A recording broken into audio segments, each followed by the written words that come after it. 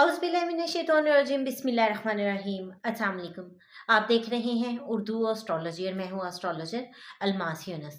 आज की वीडियो में हम लोग बहुत ही अहम पॉइंट पर डिस्कशन करने वाले हैं। हम लोग बात करने वाले हैं अली अमीन गंडापुर साहब के जायचा पर। उन्होंने जिस टाइम पर ओथ लिया, उनका चार्ट क्या कहता है, आने वाले वक्त में वो किस तरह का रोल प्ले करेंगे। तो वीडियो बड़ी अहम वीडियो है, एक एक पॉइंट को गौर से सुनिएगा और वीडियो पसंद आए तो लाइक ज़रूर करें, अपना कमेंट्स ज़रूर दें हमें। आपके छोटे से कमेंट से, आपके छोटे से लाइक से हमारी बहुत ज़्यादा हौसला अफजाई होती है और हम कोशिश करते हैं कि मज़ीद से मज़ीद आपके लिए चीज़ें लेकर आएँ। तो आज हम लोग बात करेंगे अली अमीन गंडापुर साहब की। अली अमीन गंडापुर जो कि खैबर पख्तूनख्वा के 25वें वज़ीर आला मुंतखब हो चुके हैं और उन्होंने 106 में से 90 वोट हासिल किए हैं और ये एक मेजॉरिटी है वोट्स की जिसके साथ वो मुंतखब हुए। हम यहाँ पर देखते हैं कि उनका चार्ट क्या कहता है, वो किस तरह का रोल प्ले करेंगे। क्योंकि सेकंड पार्ट में हम कुछ अहम तब्दीलियों पर बात करेंगे, वो तब्दीलियाँ जो कि पंजाब हुकूमत को भी अपनी लपेट में ले लेंगी, वो क्या होने वाली हैं। और वीडियो के थर्ड पार्ट में हम लोग डिस्कस करेंगे कि अली अमीन गंडापुर और मरियम नवाज के दरमियान कौन ज़्यादा अच्छे से अपनी हुकूमत को चला पाएगा। तो चलिए हम इन तमाम पॉइंट्स पर बड़ी ही तफसील के साथ डिस्कशन करते हैं। सबसे पहले तो देखें कि अली अमीन गंडापुर साहब जो हैं, पीटीआई की तरफ से इन्होंने काफ़ी ज़्यादा मुश्किलात बर्दाश्त की। इन पर काफ़ी मुकदमात की वजह से ये जेल में भी रहे और काफ़ी ज़्यादा इनको सख्तियां भी झेलनी पड़ी। और आप लोग देखें कि ये किस कदर मजबूत थे कि हर सख्ती झेलने के बाद भी ये फिर भी पार्टी के साथ उसी तरह से खड़े रहे, बिल्कुल भी नहीं घबराए। इनका चार्ट बहुत ज़्यादा मजबूत है, बहुत स्ट्रॉन्ग चार्ट है। इनमें इनकरेजमेंट बहुत ज़्यादा है, बहुत विल पावर रखते हैं, ब्रेवरी है, जिसकी वजह से ये अपने चार्ट की वजह से ये किसी भी चीज़ से हिलते नहीं हैं, अपने फैसलों पर कायम दायम रहते हैं। और इनकी एक बात है कि ये नेक नियति और सच्चाई के साथ चलते हैं और इसी नेक नियति और सच्चाई की वजह से आज इन्हें इतना बड़ा ओहदा मिला। ये एक पूरे सूबे के वज़ीर आला मुंतखब हो गए। जिस टाइम पर इन्होंने ओथ लिया है, इस वक्त कैंसर असेंडेंट राइज है। ये एक फिक्स राशि है, जिसका मतलब है कि ये अपनी दौरे हुकूमत को काफ़ी ड्यूरेशन उसका लंबा होगा। लेकिन वाटरी साइन भी है, तो वाटरी साइन होने की वजह से ये कुछ इमोशनल भी होंगे, इमोशनल फैसले करेंगे। इनकी हुकूमत में हमें जज्बातियत का आंसर भी काफ़ी वाज़े तौर पर दिखाई देगा। इस वक्त अगर बात करें इनके नेम फेम की और इनके ओहदे की, तो इस वक्त जुपिटर वहाँ पर बैठा हुआ है, यानी कि इनका नेम फेम तो काफ़ी बेहतर होगा। ठीक है, पहले से ज़्यादा अच्छे अंदाज से ये इज़्ज़त और शोहरत कमाएंगे, लेकिन इनके लिए मुश्किलात भी हैं।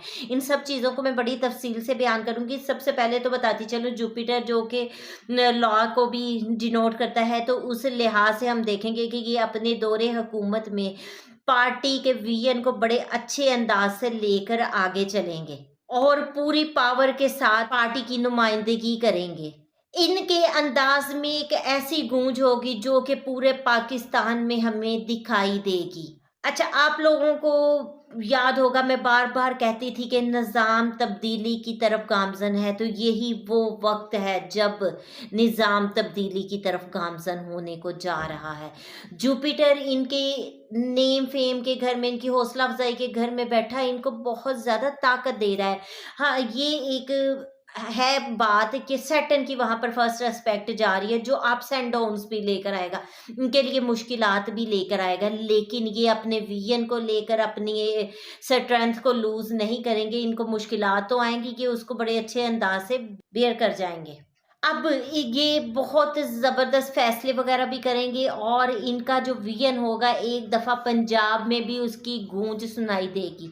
मैंने मरियम नवाज़ साहिबा के ज़ायचे को भी बड़ी तफ़सील के साथ बयान किया और उसमें मैंने आप लोगों को बताया था कि मरियम नवाज़ साहिबा काम करेंगी, नो डाउट वो काम करने की कोशिश करेंगी, लेकिन काम से ज़्यादा उनका फ़ोकस मीडिया पर होगा। ठीक है? वो मीडिया की तरफ ज़्यादा एक्टिव हमें दिखाई देंगी, मीडिया के सामने आना, अपने आप को शो ऑफ करना, जबकि अली अमीन गंडापुर मीडिया पर बहुत ज़्यादा नहीं आएँगे, लेकिन डिफरेंट लॉज़ से इंट्रोड्यूस करेंगे और डिफरेंट अंदाज़ से अपनी हुकूमत को चलाएँगे, जिसकी वजह से पंजाब में भी इनके काम को सराहा जाएगा। रिश्वत और करप्शन के खिलाफ एक स्ट्रॉन्ग बयानिया तैयार करेंगे, जो कि इनके चार्ट में बहुत प्रोमिनेंट चीज़ नज़र आ रही है। यहाँ पर जुपिटर, चूँकि हम कहते हैं स्पिरिचुअलिटी का प्लैनेट है, ये धोखा-फ़रेब, 2 नंबरी को नहीं पसंद करता। तो यहाँ पर ये इन चीज़ों पर ज़रूर काम करेंगे, लेकिन एक बात है कि जितना मर्ज़ी ये एफ़र्ट कर लें, किस्मत इनको कहीं न कहीं धोखा-फ़रेब दे जाएगी।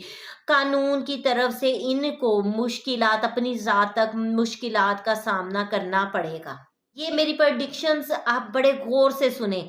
मैं आप पहले भी प्रेडिक्शन करती आ रही हूँ और अब भी मैं आपको अपनी प्रेडिक्शंस दे रही हूँ, इनको आप गौर से सुन लें, ज़हन-नशीन कर लें। ये बातें मैं आपको वाज़ेह तौर पर बता रही हूँ, आने वाला वक़्त बताएगा कि किस तरह से ये चीज़ें जो हैं सच होंगी। अच्छा, इनका ये लगन लॉर्ड मून बन रहा है और मून डेबिलिटेशन में है इस वक़्त, जिस वक़्त इन्होंने ओथ उठाया।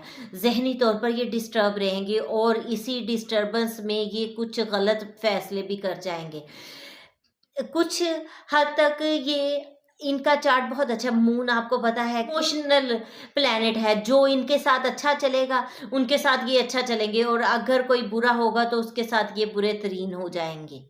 इसी वजह से मैं आप लोगों से मैं बार-बार कह रही हूँ कि अगर मैं दोनों चार्ट को, पंजाब के और केपीके के चार्ट को देखूँ, तो मुझे केपीके का चार्ट जो है पंजाब हुकूमत के चार्ट से ज़्यादा स्ट्रॉन्ग दिखाई दे रहा है। एक और चीज़, चूँकि ये जो है अपने लीडर को आगे लेकर चलेंगे, इनका प्लैनेट इतना स्ट्रॉन्ग पड़ा है कि ये अपने लीडर के साथ बहुत ज़्यादा लॉयल रहेंगे। तो मैं कह सकती हूँ कि ये अपने लीडर को की तहरीकों को लीड करेंगे, उनको आगे लेकर चलेंगे और उनके लिए जहाँ तक हो सका आवाज़ भी उठाने की कोशिश करेंगे। अब जैसे मैंने आप लोगों से पहले बताया कि सैटर्न की फर्स्ट एस्पेक्ट जुपिटर पर जा रही है और सैटर्न यहाँ पर जुपिटर को डिस्टर्ब करेगा। जुपिटर अदलिया वगैरह को डिनोट करता है, तो इस हवाले से अदलिया इनको टफ टाइम देने वाली है। दूसरी अगर जायचा में बात करें तो इनके 7th हाउस में मार्स और वीनस पड़ा है। मार्स चूंकि फोर्सेस है, ठीक है, और इनको जिस तरह तमाम चीज़ें मैंने आपको बताई हैं, फोर्सेस से रिलेटेड इदारों की तरफ से भी इनको बहुत ज़्यादा टफ टाइम मिलेगा। वो भी यहाँ पर उनके लिए बहुत ज़्यादा डिस्टर्बेंस क्रिएट करेंगे, क्योंकि वो इनके ऑपोजिशन के घर में बैठे हुए हैं।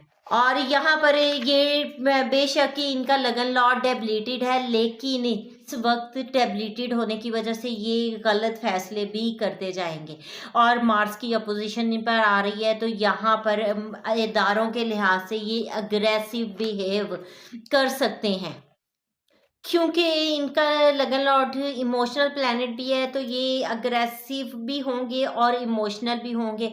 और जब पर्सन कोई इमोशनल होता है और अग्रेसिव होता है तो वो ही गलत फैसले करता है।